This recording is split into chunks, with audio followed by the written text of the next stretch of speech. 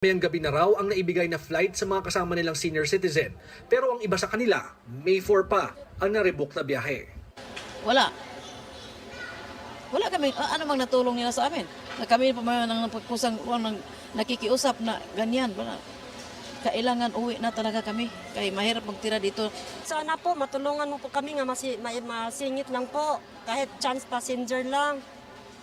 Bahala kung hindi na kami sabay-sabay. At least masingit lang po. Para dun sa mga pasahero, we are working now with our public assistance team together with the terminal management in Cebu Pacific. We're looking for ways kung paano natin mapaaga ang kanilang ang travel plans. Kung Thursday, kung kaya ma-accommodate by tomorrow, or if this afternoon. So yun yung mga inaayos ngayon. Ayon sa Manila International Airport Authority o MIAA, nagkaroon ulit ng power outage bandang 3:59 kahapon ng hapon sa NAIA 3. Pero naibalik naman agad bandang 4:20 p.m. Power fluctuation daw ang dahilan. Bumuo na ng Interagency Task Force ang Transportation Department para imbestigahan ang power outage kahapon. Samantala, dalawang scheduled maintenance activities ng Civil Aviation Authority of the Philippines o CAAP sa Air Traffic Management System o ATMS ang pinaghahandaan sa ngayon. Mangyayari ang maintenance downtime May 3 mula alas 2 hanggang alas 4 ng madaling araw at sa May 17 mula alas 12 ng hating gabi hanggang alas 6 ng umaga. Ayon sa CAAP, kukumpunahin ang Automatic Voltage Regulator o AVR, papalitan ng Uninterruptible Power Supply o UPS at i-upgrade ang power supply ng ATMS. Ang mga komponent na ito ang nagkaroon ng problema kung bakit naparalisa ang airspace ang Pilipinas noong bagong taon. Nag-anunsyo na ng ilang flight schedule changes ang Philippine Airlines simula ngayong gabi hanggang bukas ng madaling araw. Ayon sa PAL, maaaring i-rebook, i-convert na travel fund o i-refund ng kanilang mga pasahero ang kanilang ticket kung may concern sila sa flight changes. Sa 17, mas malaki yung impact kasi it will be for several hours. Tapos wala talagang activity on Philippine airspace. That was coordinated already last week because we know that we need lead time for the airlines to be able to recalibrate their schedules. Bukas, magkakaroon ng pulong para mas maaga raw maabisuhan ng mga maaapektuhang pasahero sa mahabang maintenance activity sa May 17. It's the whole Philippine airspace eh. So, kasama namin bukas, Davao, Cebu, Clark, CAAP, halos lahat ng airports. Kasi para malaman namin kung ano yung mga issues nila. So, it's a major activity that we're going to do. Ayon sa MIAA, sa pakikipag-usap nila sa CAAP, maaari namang mas mapabilis ang kanilang maintenance activity para mapaikli ang shutdown sa Air Traffic Management System sa May 17. George Cahiles, CNN Philippines.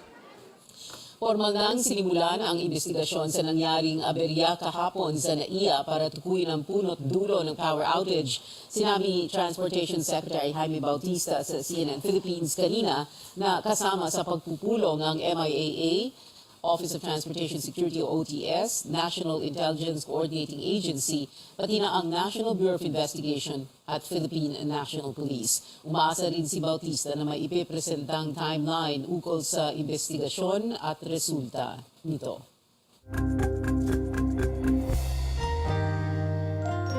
Ano nga ba ang eksaktong mangyayari sa pag-shutdown sa Philippine airspace bukas at sa May 17 at anong ibig sabihin nito para sa mga airline at pasahero?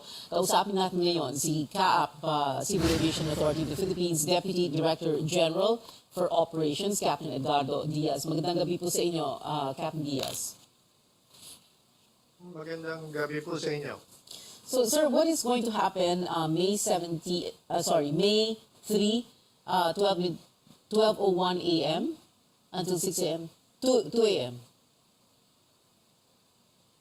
Ang magaganap po bukas, May 3, it will be from 2 in the morning to 4 in the morning. Bukas po yan, Wednesday. Kukumpunihin po natin yung automatic voltage regulator. May mga papalitan po tayong parts niya para po siya ay maging mas maganda ang function. Okay. And then on May 17 po will be the replacement of our existing UPS by a new UPS po. Okay, UPS meaning uninterruptible power supply. And sir, this has nothing to do with what happened yesterday, yung brownout, but it has to do with what happened on January 1. Is that correct, sir? That is correct. Nothing to do with yesterday. This is something to do with the failure of January 1. Failure, okay. Well, itong uninterruptible power supply, replacement po na sinasabi ninyo, the existing one, you will replace it with a new one. Why did it take so long? Yan po ay pinagandaan pong mabuti. Hindi po kaagad-agad natin pwedeng gawin yan. Marami pong steps that we have to take and study po on how to do it properly so that it will not impact the riding public. Not only that, marami po tayong sinasama po sa steps na yan. Kasama po dyan yung Thales, the provider of our CNS ATM, ang Sumitomo, their partner, yung joint venture po niyan. We have invited them to send their representatives to at least give us guidance and also to witness kung ano pong gagawin.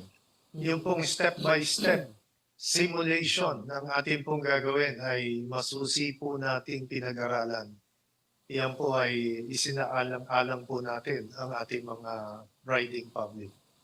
So we cannot exactly call this preventive maintenance because what we're doing is we are trying to resolve the situation. What happened on January 1? Pwede rin pong gano'n po na ang sabihin natin. No? This is entirely for the UPS. Talaga pong bagong equipment ang ilalagay natin dyan. Modern na po siya, modular. Mas maganda po ang magiging function niya kaysa dun sa ating lumang UPS which is almost 10 years old. Yun naman pong AVR, replacement of some parts para po siya ay maging operational and would assist our UPS para po sa delivery ng ating mga power supply sa ating mga critical equipment. So in one or two sentences, can you just explain very briefly to our viewers why it's important that we do this? Why is it important to replace the UPS or to repair the AVR? What does this have to do with planes flying in the air? The importance of this maintenance work, no? In the words of our president, to make our CNS ATM more robust. That means yung pong ating AVR and UPS, the functions of those equipment are very critical for our CNS ATM, no? The critical equipment that would ensure that our CNS ATM will be able to function properly in order to manage air traffic in our airspace. Kapag po iyan ay hindi natin ginawa sa ngayon, maaari pong sa mga darating na araw, maaari po siyang masira. So, pag po nasira yan, mawawalan po tayo ng visibility and communication sa ating pong mga lumilipad na aeroplano. All right. And sir, itong the choice of the time, for example, on May 3, tomorrow morning, 2 to 4 a.m., and then early morning, if I'm not mistaken, also for May 17. You're trying to minimize the impact on a number of flights that will be delayed or canceled? That is correct, ma'am. Ang NAIA po, MIAA, meron po silang scheduled closure ng kanila pong runway 06 and runway 24 at 12:30 to 5:30 in the morning. Yan po ay nakaschedule na. Kaya po itinapat natin siya sa ganung oras para po less ang impact sa ating publiko. Ang panahon pong iyan, kumbaga ay kakaunti po ang nag-ooperate. So, dyan po ang pinili natin.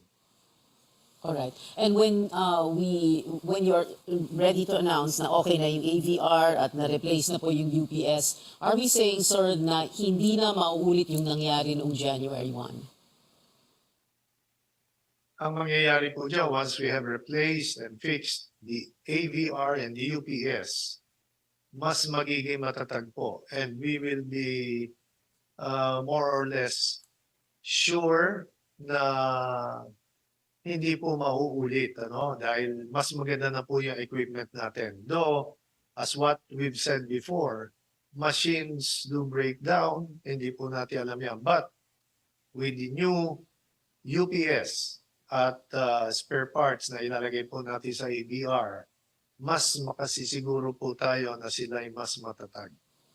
Maraming salamat po sa inyo, CAAP Deputy Director General for Operations, Captain Edgardo Diaz. Thank you, sir, for being with us tonight. Himayin din natin ang issue ng power outage kahapon sa NAIA Terminal 3, kung saan libo-libong pasahero na apektuhan ng flight delays at cancellations.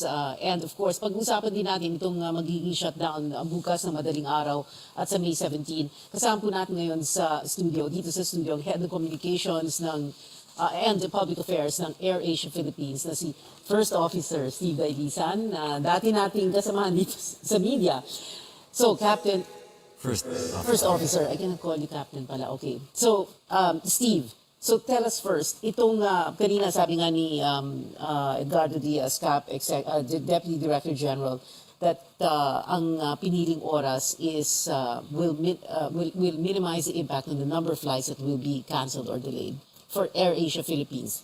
How many are we talking about here? Well, first of all, we consider it as a positive development, no? Kasi finally sa naging aberya noong January 1 ngayon, mas nakapaghanda tayo, nabigyan tayo ng ample time para may i-inform din yung ating mga guests. Makapaghanda rin kami mga piloto at yung aming Operations Control Center para maiplano ng maayos yung delays, no, consequential delays resulting to this repair, no. So from 2 until 4 a.m., medyo kakaunti naman yung mga flights na usually nagde-depart at nag-arrive sa mga oras na yan. Pero sa May 17, ito yung medyo mas mahaba from 12 until 6 a.m. So ito yung mga red-eye flights at saka yung first wave na mga flights, no, patungo sa iba't iba naming mga destinasyon.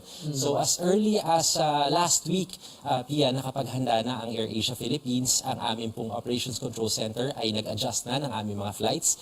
Inabisuhan din po namin ang aming mga pasahero na magkakaroon ng slight delay dun sa first wave ng paglipad. Gayon din po, sa May 17, agad po namin ilalabas yung aming anunsyo ng flight cancellation at retiming para po yung mga pasahero natin, hindi na po nila kakailanganing magpunta sa airport nang madedelay yung kanilang flight o makakansela. So may prior notice na po. Okay. Steve, a while ago sabi mo, this is a positive development, itong pag-repair ng AVR, ang replacement ng existing UPS for the CNS of the ATM of CAAP.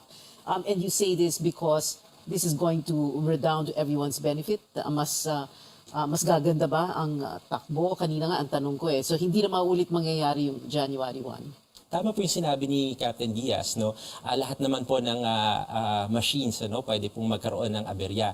Pero ito po, at least magkakaroon po tayo ng garantiya na maiiwasan natin, ma-mitigate natin yung sitwasyon na dinanas natin noong January 1. Alalahanin po natin na talagang na-compromise yung safety ng paglipad natin noong January 1 at ito po yung iniiwasan natin sa pagsasagawa ng exercise mamayang madaling araw at sa darating na May 17. Okay, mako-compromise Ang safety po. ang safety. When you say that, of course, and then because you are a pilot, so speaking from experience, you know what it's like or what it could be like if you were to lose communication, for example, with the tower or not be able to talk to other pilots in the air. Definitely po. Kagaya po na nangyari nung January 1, nagkaroon po ng radar out. So, ibig sabihin, para kang nag-waze, ano? In layman's term, para kang nag-waze, tapos biglang nawalan ka ng guide or ng kung ano yung susundin mo, hindi ka makapag-communicate sa tower kung saan mo gusto. Kung bababa ka ba, magde-descend ka ba, or ikaw ba ay magka-climb, no? So, itong mga safety concerns na ito, hopefully ay fully ma-resolve natin, mas tataas yung kumpiyansa natin dun sa equipment dahil sa ilalim ito sa repair. Of course, I remember Captain Darrell Corda was here a few days after January 1 and he was saying, nagkikwento siya how some pilots were able to talk to each other and were able to take off or land using each other as what, a reference point or something. Safely navigate po. And, Safely navigate, yeah. Parang mga miracle, no?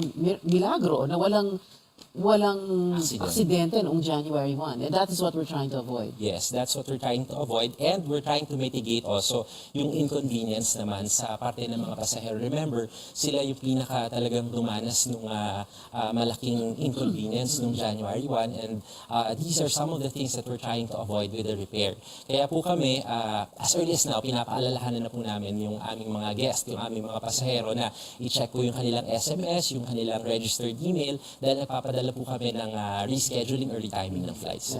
Of course, yesterday, nung nag-brown out, syempre, no one knew, least of all the airlines na magba-brown out, right? So, and therefore, hindi nyo agad na-inform yung mga tao na canceled ang flight, delayed ang flight, halimbawa, right?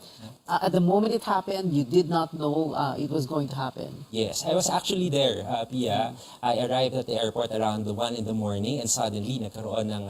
When you say arrived, you just landed? No, I arrived at the airport to report for a duty because Okay. I flew yesterday to Tacloban. So kahapon talagang just like what you said, no, walang paghahanda dun sa power outage. So ang ginawa naman ng aming operations control center, maging yung aming flight operations, yung mga piloto, nag-manual muna kami, nag-shift muna kami sa manual. We made sure, no, na ma-mitigate whatever delay yung posibleng mangyari. Kanina, when I checked around 4 p.m., medyo naka-recover na kami from the delays yesterday. So we registered about 94% on-time performance. So merong mga konting delay early in the morning dahil syempre nagkaroon ng spillover dahil yung mga turnaround aircraft nagkakaroon ng delay kahapon. But today, at least nag-normalize na yung situation. Okay, because yesterday, of course, there were quite a few angry, very, very angry passengers at the airport yesterday. Yung iba nga, kung ano-ano mga binabanggit na airline, galit na galit sila sa mga airline, pero hindi kasalanan ng mga airline, right? Yes, while it's understandable, no, kasi frustration 'yon, Pia, you have a flight, no? Meron kang schedule na sinusunod. Even our ground staff, yung aming security team, kasama ng mga pasahero natin kahapon na talagang nakaranas din ng inconvenience dahil mainit, pero kinailangan pa rin i-perform yung kanilang trabaho. Labor Day kahapon, Pia, talaga namang mano-mano yung aming security team at yung mga ground staff sa pagpoproseso ng mga bagahe. So, thankfully, kahit papaano, na-mitigate natin yung mga flight delays. Actually, hindi kami nag-cancela ng flight kahapon dahil karamihan naman sa mga lumipad, mas pinili pa rin talaga na ituloy yung kanilang flight dahil kung iuusod ito, mas tatagal yung kanilang paghihintay. Anything else you'd like to add, Steve? Ang gusto lang sana namin ipaabot via dun sa aming mga guest, sa lahat ng mga pasahero in general na laging i-check yung mga social media pages sa AirAsia superapp.ph, Facebook, at Fly AirAsia PH naman sa Instagram. Nandoon po yung anunsyo namin. And of course, lagi niyo pong i-check yung inyong SMS at inyong email para po hindi na po kayo pupunta sa airport at maaabala pa. So ngayon, meron pong schedule ng interruption from 2 to 4. Ang mangyayari po yan bukas, and May 17 from 12 to 6 a.m. So maghanda po tayo. Dami talaga nangyayari no, sa aviation industry. When it rains, it pours. Talagang may brownout kahapon, tapos itong shutdown bukas at sa May 17, January 1. Marami pa. Steve Dalisan, first officer na dati nating kasamahan sa media, and now not just a pilot but also head of communications for AirAsia Philippines. Or dapat siguro baliktad, no? Not just head of communications, but also a pilot. Maraming salamat sa iyo, Steve. Thank you for being here. Susunod, ang highlight sa muling pag-uusap ni Pangulong Marcos at kanyang American counterpart, Joe Biden, sa White House. At ang sagot ng mga otoridad kung dapat nga bang ibalik ang mandatory na pagsusuot ng face mask, yan at iba pang kailangan ninyong malaman dito lang sa Newsnight.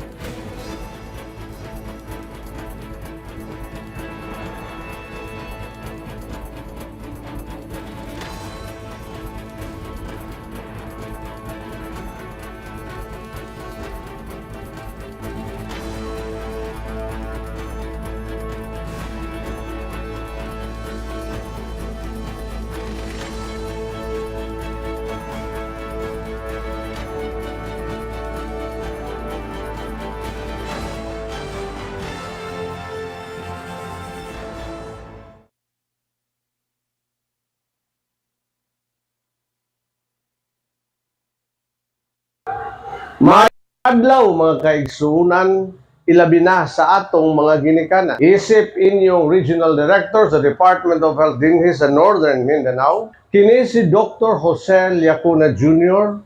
Nag-auhag kaninyo mga bakumama o papavaksin.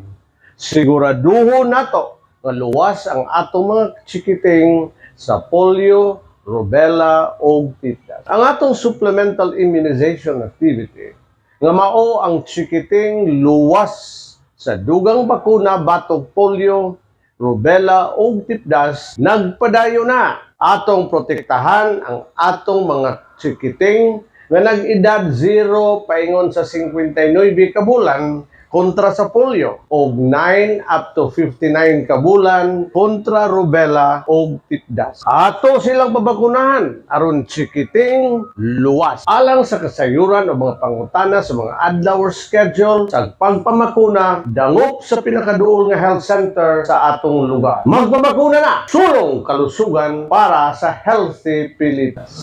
Magpapakuna na para sa healthy Pilipinas.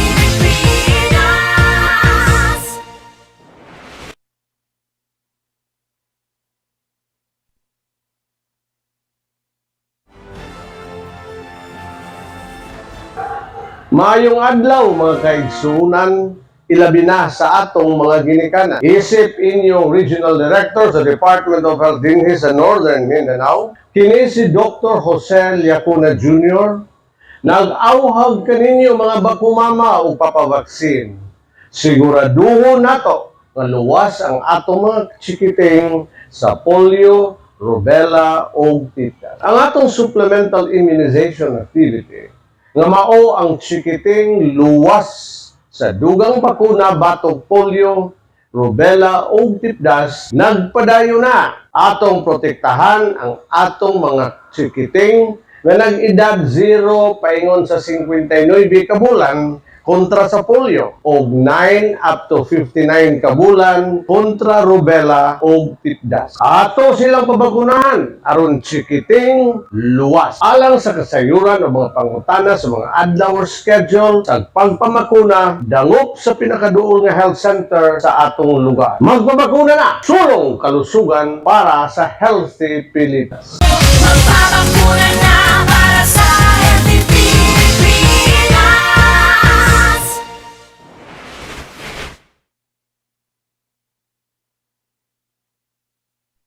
Including the South China Sea, and we're going to continue to support the Philippines military modernization goals.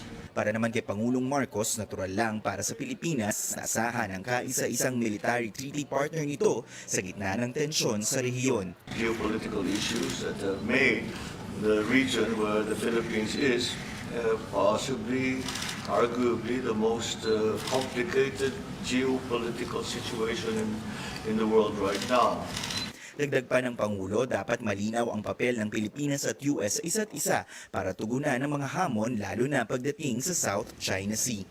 To strengthen and to redefine the relationship that we have and the roles that we play in the face of those rising tensions that we see now around the South China Sea and Asia-Pacific and Indo-Pacific regions. Binigyang diin ni na Pangulong Marcos at Biden ang karapatan ng mga Pilipinong mangingisda at paggigiit sa 2016 arbitral ruling na binabasura ang 9-9 claim ng China sa South China Sea.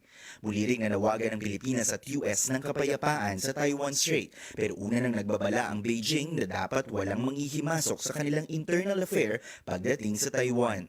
Nagpahayag din ng suporta ang dalawang pangulo sa kalayaan, soberanya at territorial integrity ng Ukraine. Sa kanilang joint statement, umaasa ang dalawang bansa na mabubuo rin ang trilateral partnerships sa pagitan ng US, Pilipinas at Japan, pati na ang US, Pilipinas at Australia. Tinalakay din ni Marcos at Biden ang ekonomiya at kung paano makakapagtulungan para makabangon muli mula sa epekto ng pandemya.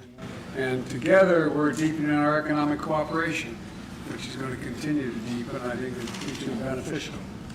And we're going to announce that, we're going to announce today that I'm sending a first-of-its-kind presidential trade and investment mission to the Philippines. We need to find many ways to strengthen our alliances and our partnership in the face of the new economy that we are facing post-pandemic. Tiniyak din ng dalawang leader ang pagtutulungan pagdating sa epekto ng climate change, clean energy at human rights. Nakatakda ring muling magkita sina Pangulong Marcos at Biden sa Nobyembre sa APEC Economic Leaders Meeting sa San Francisco sa US. Resta Nodalo, CNN Philippines. Matapos ang bilateral meeting ng dalawang leader, nakipagkita si Pangulong Marcos sa Filipino community sa Washington, D.C. din. Sinabi ng Pangulo na prioridad ng kanyang administrasyon ang kapakanan ng mga Pinoy abroad. Umaasa din ng Pangulo na balang araw ay pipiliin nilang bumalik sa Pilipinas para magretiro. It's my hope that some of you will come home for good and retire in a much better Philippines. A Philippines with better airports, Philippines with better roads, better airports, better internet, better governance. Yun ang aking pinapangarap. And that's why that is what my administration is working for. Hinikayat din ng Pangulo ang mga anak at apo ng mga PhilAm na bumisita sa Pilipinas para makita mismo nila ang mayamang kultura at kasaysayan ng bansa. Nakatakda ring bumisita ang Pangulo sa Pentagon, ang headquarters ng U.S. Defense Department, kung saan pag-usapan ang mga bagong alituntunin para sa mas pinaigting alyansa sa depensa sa pagitan ng Pilipinas at Estados Unidos. Giit ng Amerika, wala raw pinatatamaan ang pinagtibay na dokumento pero malinaw na paraan ito para sabayang harapin ng magkaalyadong puwersa ang tensyon sa rehiyon na dulot ng mas agresibong China. Narito ang report ni Senior Correspondent David Santos. Sa pagpunta ni Pangulong Marcos sa Pentagon, pangunahing tatalakayin ang Bilateral Defense Guidelines. Ito raw ang magsisilbing bagong gabay sa pagitan ng Philippine at US military para sa mas malawak na koordinasyon, mapalupa, dagat at himpapawid, maging ang kalawakan at cyberspace. Sa Miyerkules pa, oras sa Washington, ilalabas ang karagdagang detalye nito kasabay ng pulong ng Pangulo at U.S. Secretary of Defense Lloyd Austin. Kung tutuusin, ayon sa isang opisyal ng U.S. Embassy, wala namang bago sa laman ng dokumento. Ilalatag lang daw nito ng mas malinaw kung paano kapwa haharapin ng magkaalyadong bansa, mga pabago-bagong banta sa seguridad dito sa rehiyon. Kabilang rito ang palitan ng impormasyon at pagpapalakas ng puwersa at kagamitan. Inanunsyo din ng Amerika na balak nitong ilipat sa Pilipinas ang 4 na mga patrol vessels nito at 3 C-130 military transport aircraft. Pero kailangan pa raw itong ipagpaalam sa kanilang kongreso. Puwera pa ito sa naunang 2 Cyclone-class coastal patrol vessels na paparating na sa Pilipinas. Samantala, nakikipagtulungan na raw ang Amerika sa mga komunidad kung saan palalawigin ang kanilang presensya sa ilalim ng Enhanced Defense Cooperation Agreement o EDCA. Ito'y upang maunawaan raw ng mga residente kung paano makakabuti ang mga EDCA sites pagdating sa pag-unlad ng kanilang mga lugar at pagtugon sa oras ng mga sakuna. Ito'y sa harap ng mga naging protesta at pangamba ng ilang mga lugar sa maaring negatibong epekto sa kanila na dulot ng EDCA. David Santos, CNN Philippines. Samantala, bubuhayin muli ang COPE Thunder Joint Exercises sa pagitan ng US at Philippine Air Forces ngayong Mayo at Hulyo taong 1991, huling ginawa ang military exercise. Nais palakasin ng COPE Thunder Drills ang kapabilidad at kahandaan ng dalawang Air Force sa pagresponde sa mga potential threats sa rehiyon. Nasa 400 Pinoy airmen at 160 US Air Force servicemen ang kasali sa joint exercise. Nababahala naman ang ilang bansa sa mga agresibong aksyon ng China sa West Philippine Sea. Ito'y matapos muntik magkabangga ng mga barko ng Philippine at Chinese Coast Guards. Muling nanawagan si Canadian Ambassador to the Philippines, David Hartman, sa isang rules-based international order sa South China Sea. Sinabi ni Hartman na ang peace at stability sa lugar ay mahalaga sa interes ng international community. Nagpahayag naman ng pag-alala ang Policy Research Council Head ng Liberal Democratic Party ng Japan na si Koichi Hagyuda sa mga tangka at aksyon ng China sa West Philippine Sea. Ikinababahala rin ng United Kingdom ang nababalitang dangerous conduct na kinakaharap ng mga barkong Pinoy sa West Philippine Sea. Sinabi ni British Ambassador to the Philippines, Lori Bofils, na mananatiling matatag ang UK sa commitment nito sa United Nations Convention on the Law of the Sea. Sinusubaybayan din ng France ang pangyayari sa South China Sea. Nagpahayag ito ng pagtutol sa anumang gawaing magtataas ng tensyon sa rehiyon.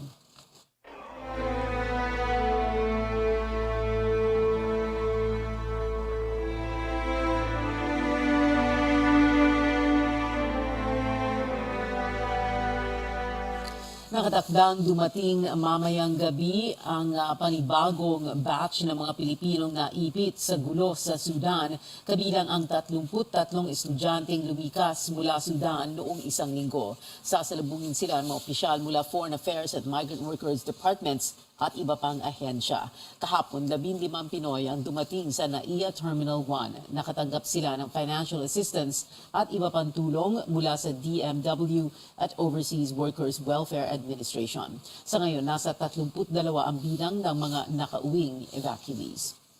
Libo-libong tao na ang lumikas mula Sudan para umiwas sa bakbakan sa pagitan ng Sudanese Armed Forces at paramilitary group na Rapid Support Forces. Tumungo ang mga evacuees sa Port of Sudan para makasakay ng barko papuntang Jeddah, Saudi Arabia.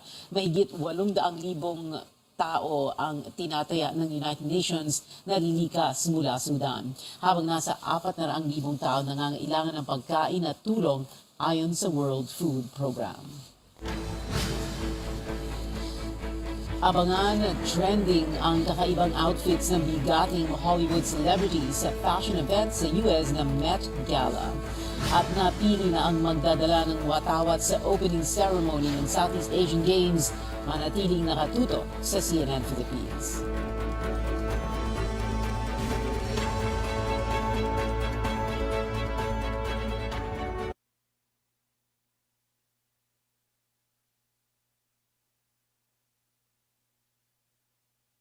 That time check was brought to you by ACS Manufacturing Corporation, ISO certified world-class quality. ACS.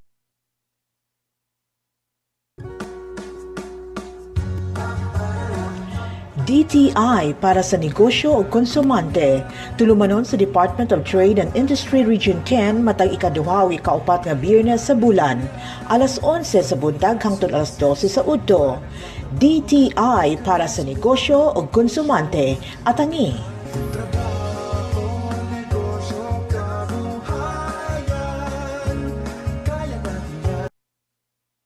This station is a proud member of the Kapisanan ng mga broadcaster ng Pilipinas, celebrating 50 years of serving the nation through responsible broadcasting.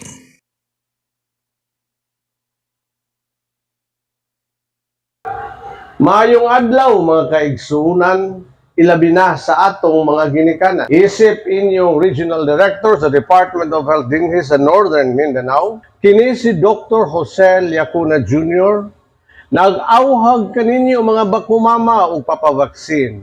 Siguraduho nato nga luwas ang atong mga chikiting sa polio, rubella o tetanus. Ang atong supplemental immunization activity nga mao ang chikiting luwas sa dugang bakuna batog polio, rubella o tetanus, nagpadayo na atong protektahan ang atong mga chikiting nga nag-edad 0 paingon sa 59 ka bulan kontra sa polio o 9 up to 59 ka bulan kontra rubella o tetanus. Ato silang pabakunahan aron chikiting luwas alang sa kasayuran o mga pangutana sa mga adlaw schedule sa pagpamakuna dangop sa pinakaduol nga health center sa atong lugar. Magpabakuna na! Sulong kalusugan para sa healthy Pilipinas.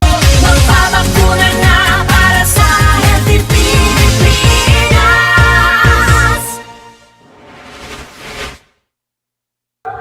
Maayong adlaw mga kaigsunan, ilabi na sa atong mga ginikanan. Isip inyong Regional Director sa Department of Health dinhi sa Northern Mindanao, kini si Dr. Jose Liacuna Jr., Nag-auhag kaninyo mga bakumama o papavaksin.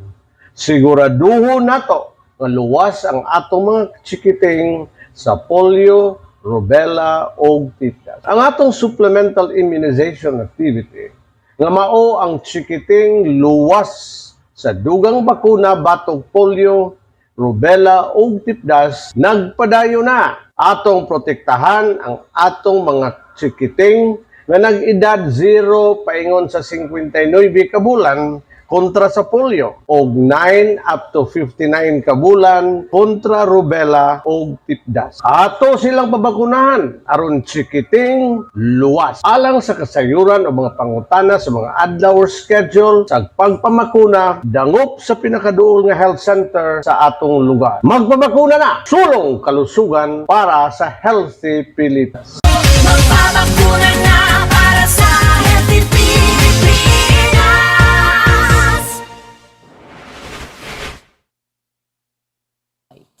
Para dun sa mga pasahero, we are working now with our public assistance team together with the terminal management and Cebu Pacific. We're looking for ways kung paano natin mapaaga ang kanilang ang travel plans. Kung Thursday, kung kaya ma-accommodate by tomorrow, or if this afternoon. So yun yung mga inaayos ngayon. Bumuna ng Interagency Task Force ang Transportation Department para imbestigahan ang power outage kahapon.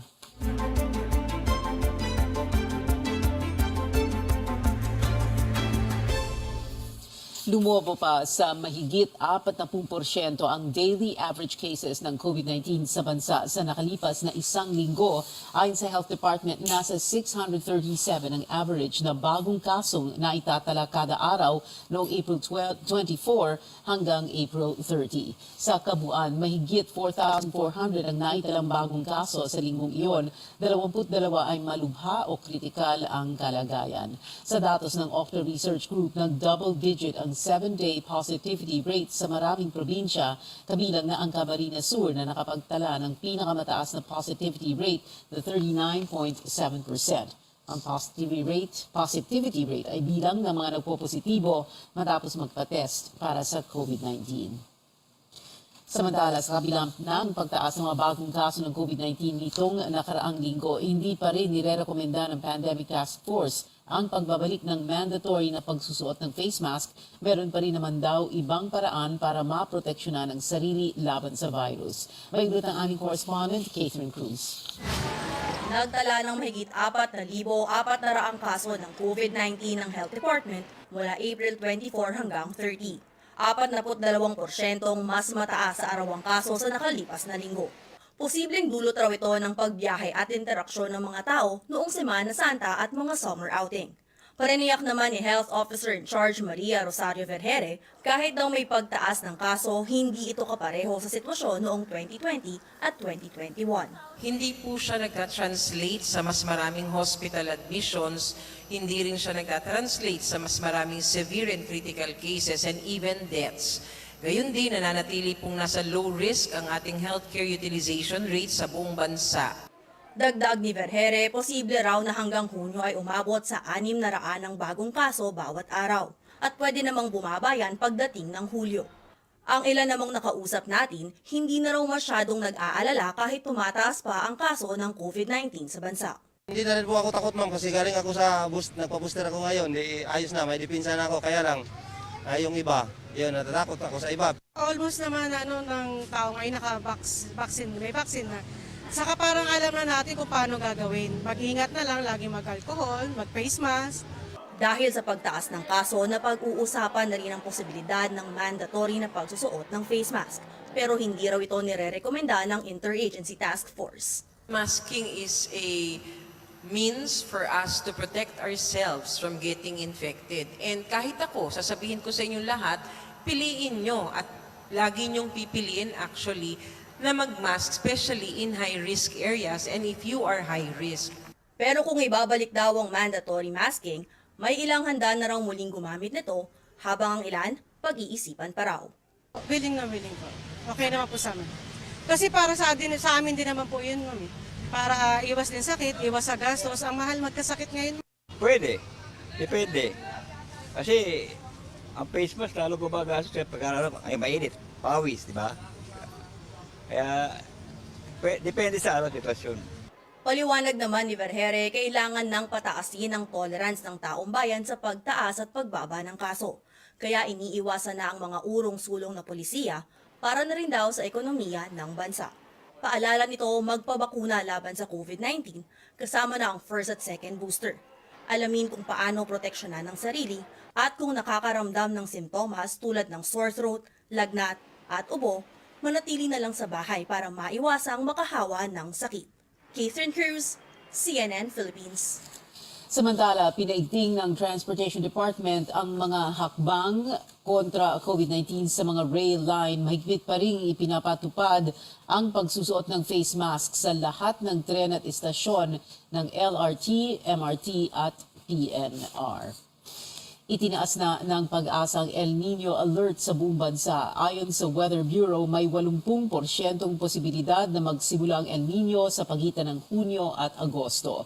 Posible rin daw itong magtagal hanggang sa unang bahagi ng 2024. Kapag may El Nino, mas matindi ang init ng temperatura na maaaring magdulot ng tagtuyot. Ayon sa pag-asa, pinakamatinding tatamaan ng weather phenomenon ang Visayas at Mindanao. Pinapayuhan ng mga ahensya ng gobyerno pati na ang publiko ng patuloy na maghanda sa mga epekto ng napipintong El Nino. Ayon sa mga pag-aaral, posibleng tumaas ng hanggang 1.5 degrees Celsius ang temperatura sa buong mundo kapag nagsimula na ang El Nino.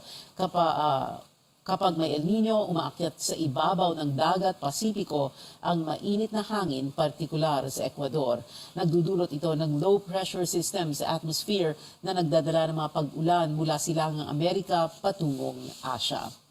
Para maprotektahan ang sarili laban sa sobrang init ng panahon, gumamit ng payong o sombrero at limitahan lang ang oras sa arawan, magbaon ng inuming tubig at magsuot ng komportableng damit.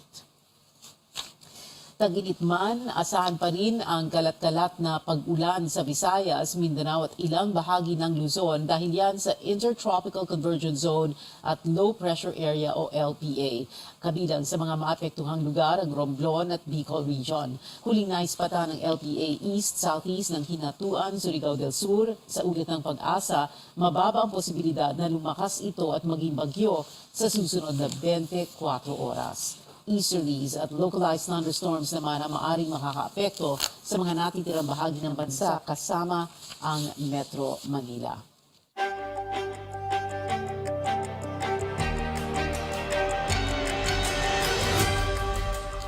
Breaking news, ngayong oras na ito suspendido ng Ombudsman si Manila International Airport Authority Acting General Manager Cesar Chong pero wala umano itong kinalaman sa nangyaring kahapong power outage sa Terminal 3 ng Ninoy Aquino International Airport o NAIA dahil naman ito sa reklamo sa Ombudsman ng mga anonymous na empleyado tungkol sa umano'y grave abuse of authority kaugnay sa reassignment ng 285 na empleyado ng MIAA at pagtalaga kay Irene Montalvo bilang Assistant o Acting Assistant General Manager sa kabila ng kanyang umano'y unsatisfactory rating noong 2020. Sa isang pahayag naman, sinabi ni Chong na tiwala siyang mapapawalang sala siya matapos ibigay ang kanyang panig. Umaragada ngayong araw ang pilot run ng single ticketing system sa Metro Manila. Ang detalye hatid sa ating Paige Javier. Paige. Tiya 5 lungsod sa Metro Manila ang nagsimulang magpatupad ng single ticketing system ngayong araw. Kasama sa pilot run ang San Juan, Caloocan, Quezon City, Valenzuela at Parañaque. Sa ilalim nitong sistema, pare-pareho na ang multa sa 20 pinakakaraniwang traffic violation. Hindi na rin kukunin ang lisensya ng mga naglabag. Layo ng pilot run na masubukan ang estado ng sistema ng LGUs at Land Transportation Office. Naunang sinabi na bahagi ng ang Maynila at Muntinlupa dito pero humingi sila ng isa pang linggo bago ang implementasyon. Sa ilalim ng sistema, maaari nang magbayad ng multa sa pamamagitan ng handheld system na dala ng enforcer. Pero wala pa ito dahil ngayong buwan pa lang ito dadating at i-configure pa base sa ordinansa ng mga LGU. Ticket pa rin siya. Paper ticket pa rin. It's just that pagkatapos ng araw, i-encode na siya doon sa system, uploaded na rin siya kaagad. So we expect yung handheld devices will be operational by first week of June. Pero kahit na wala pa ang mga handheld device, pwedeng magbayad sa mga online platform tulad ng GCash, PayMaya at Land Bank. May 10 araw ang mga nahuli para i-contest ang kanilang violation. Sinubukan ng San Juan City ngayong unang araw ng pilot run ang kanilang handheld devices. Ayon kay San Juan City Mayor Francis Zamora, gusto nilang makita kung pumapasok ang mga huli nila sa sistema ng LTO. Okay naman po ang paggamit namin ng handheld device. In fact, all you have to do again is just input the license number and the name of the driver at you will immediately get access into the system. Sinabi ni Zamora na hindi magiging perpekto agad ang implementasyon ng single ticketing system. Mainam raw na makita ang mga issue ngayong pilot run para maayos ito bago ang full implementation. Ayon kay MMDA Chairman Artes, ang mga natitirang LGU ay pwede pang mag-implement ng existing traffic ordinance at multa nila. Pero kapag nagsimula na sila ng implementasyon ng single ticketing system, kailangan na nilang sundan yung unified fines. Inaasahan na simula ng Hunyo ay may isasama na ang mga natitirang local government units. Magkakaroon ng pulong ang Metro Manila Council sa Biyernes, kasama dito ang initial assessment ukol sa single ticketing system. Balik sa iyo, Pia. Kay Javier, nag-uulat. Ligtas na ang 28 individual na naisalba mula sa lumubog na yachting Dreamkeeper sa Tubataha, Palawan ayon sa Philippine Coast Guard. Sakay ng BRP Melchor Aquino na ihatid na raw sila sa Puerto Princesa City. Patuloy naman ang search and rescue efforts para sa nawawalang 4 pang sakay ng yate. Kabilang dyan ang Chinese national na may-ari ng vessel, 2 pasahero at isang dive master na kapwa mga Pilipino. Ayon sa Coast Guard, may namataang oil sheen kung saan lumubog ang yate pero kinumpirmang negatibo ito sa tagas ng langis. Samantala, hinatak ng Coast Guard o ng Philippine Coast Guard ang tumaob ng barkong MV Hong Hai 189 mula Corregidor Island hanggang sa Mariveles, Bataan kahapon. Kahit walang bahid ng tagas ng langis, naglagay pa rin ng oil spill booms ang Coast Guard sa paligid ng barko. Base kasi sa report, may kargang 150,000 liters ng diesel ang dredger. 3 kumpirmadong patay sa insidente. Patuloy ang search at rescue operations sa 2 pang Chinese national na nawawala. Matatandaang nagkabangga ng MV Hong Hai 189 at MV Petit Sur noong Biyernes, April 28. Ang 2 anggulong tinitingnan ay crossing situation at overtaking. Nanumpa ngayong araw ang nasa 4,000 mga bagong abogadong pumasa sa 2022 bar exams. Sa mahigit 9,000 kumuha ng bar exams, kulang-kulang 4,000 bagong abogado nag-oath-taking sa special en-banc session na idinaos sa Korte Suprema kanina. Ayon kay 2022 Bar Chair Justice Alfredo Caguiwa, dapat silang magsumikap na mapanatili at mapagsabay ang kanilang husay at kabutihan. Hindi rin daw dapat mawala ang kanilang pagiging critical thinker. Paalala naman ni 2023 Bar Chair Justice Ramon Hernando, hanggat kakayanin ay huwag nilang payagang mamantsahan ang kanilang reputasyon. Susunod, Pilipinas planong gumawa ng kasaysayan sa Parade of Nations sa 32nd Southeast Asian Games sa Cambodia. At legendary rock and roll band Aerosmith tuluyan na nga bang magpapaalam sa milyon-milyon nilang fans. Manatiling nakatutok sa Newsnight.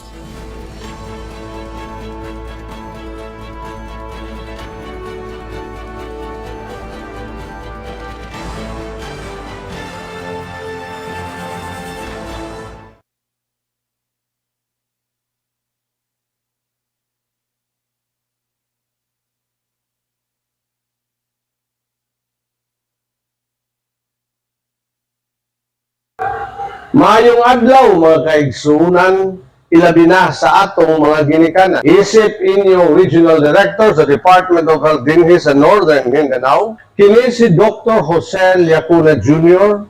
Nag-auhag kaninyo mga bakumama o papavaksin.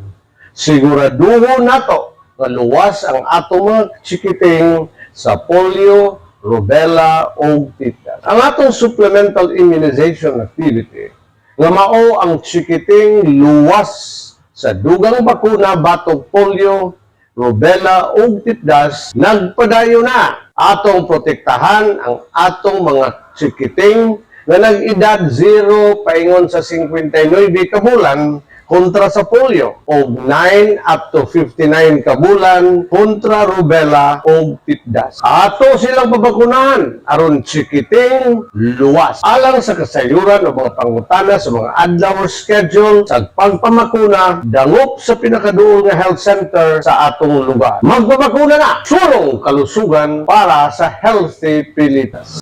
Magpapakuna na para sa Healthy Pilipinas.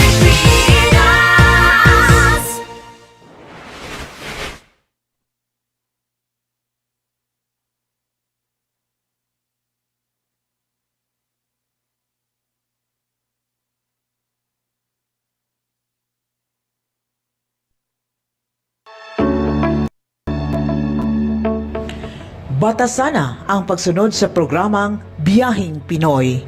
Mutuki mahitungod sa operasyon sa pampublikong transportasyon sa atong nasod karon ug sa mga kooperatiba sa transportasyon. Biyahing Pinoy matag una ug ikatulong Sabado sa bulan, alauna hangtod alas 2 sa hapon dinhi niining sibiyahan. Ginumala kini sa veteranong broadcast journalist na si Cheng Ordonez ug ang leading transport cooperative manager na si Jing Hortaleza. Biyahing Pinoy, sakay na, karga na, larga na. Sakay na! Karga na! Larga na!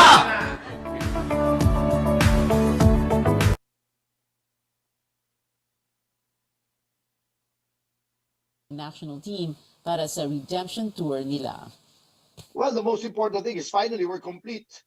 We finally have our 15 men together in one place practicing, and we're trying to shortcut and cram this process.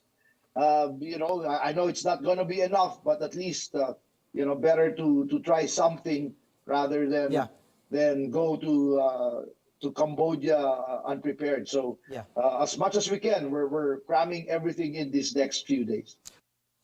Inaabangan rin ang 2023 FIBA World Cup na gaganapin sa bansa sa Agosto. Makakalaban ang Gilas ang Angola, Italy at Dominican Republic sa Group A. Sa isa ring panayam sa sports desk, ipinaliwanag ng mga dating Gilas players na sina Gabe Norwood at Jeff Chan ang sa tingin nila ay magiging alas ng bansa sa torneo. I think the fans, and of course home court natin. I think it's proven na, like our FIBA Asia before. Ang laking tulong ng 6-man natin, I mean, as players, parang hindi kami napapagod, energized kami, excited to play. So, it's a big help, And hopefully, as well as yung preparation namin, it was like 2.5 months away from our family. Diba? So now, I think now, may time sila eh. They have time, like 3-4 months. By August pa yung tournament. So, as long as lahat, nandun yung dedication nila, Like Jeff said, I think the biggest thing is preparation makes me a lot more confident, a lot more comfortable. We played 2.5 months away from our families, basically getting beat every day, 3 days, and to go out and be that close in so many games in Spain, on the road essentially, I feel more confident playing at home. So I'd like to think our chances are as good as they can be. At the end of the day, it's tough. It's the best teams in the world, but I like to think we can get out of our group.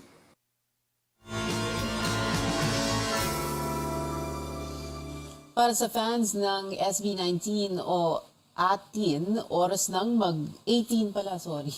18? Oras nang mag-ipon para sa pagtatag World Tour. Mga detalye ukol sa benta ng tickets, venue ng kanilang shows at iba pang showbiz updates mula kay Sam Senwani. Sam? Kaya sa Araneta Coliseum sisimula ng P-pop sensation na SB19 ang kanilang World Tour. Mangyayari yan sa June 24 at 25. Sa May 21 naman, mag-uumpisa ang bentahan ng tickets. Pagkatapos ng back-to-back concerts, sa US at Canada sunod na magper-perform ang grupo. Sa mga naghihintay naman ang mga bagong kanta ng SB19, sa May 19 na ilalabas ang bago nilang single. At sa June 9, i-release ang Pagtatag Extended Play o EP. Ito ang isa pang show na siguradong you don't wanna miss. Magkakaroon ng farewell tour ang American rock band na Aerosmith matapos ang 5 dekada sa industriya. Magsisimula ang Peace Out North American Tour sa Philadelphia sa September 2. May kasama rin itong special New Year's Eve show sa hometown ng banda na Boston. Hindi makakasama si drummer Joey Kramer upang pagtuunan ng oras ang kanyang pamilya at kalusugan. At sa K-pop, umabot sa number 2 ang debut ng unang